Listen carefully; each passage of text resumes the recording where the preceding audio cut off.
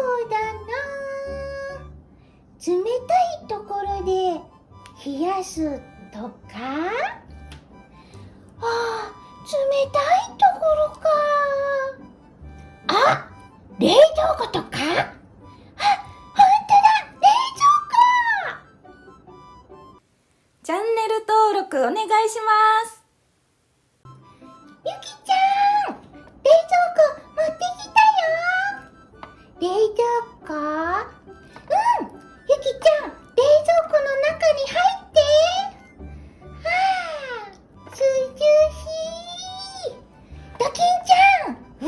なに？メルがこうやって押さえておくから、ドキンちゃんはドアを押してくれる？押したらいいんだね。オッケー。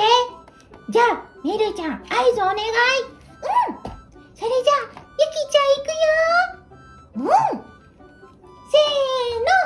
1にいた。せーの。1にいた。いた。いや、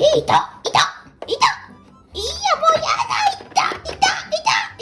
もう、冷たいけど、嫌だ。冷蔵庫はダメだったか。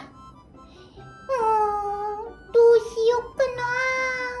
ゆきちゃん、どうしてほしい？そうだな。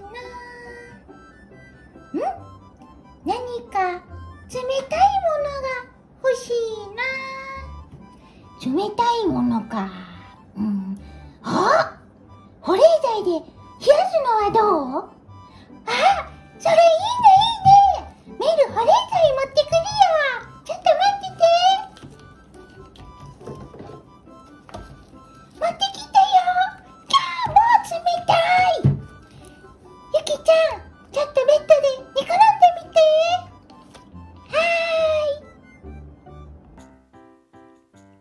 続きはまた明日。この後はねるちゃんじゃんけんだよ。最初はグー、じゃんけんぽん。また明日も見てね。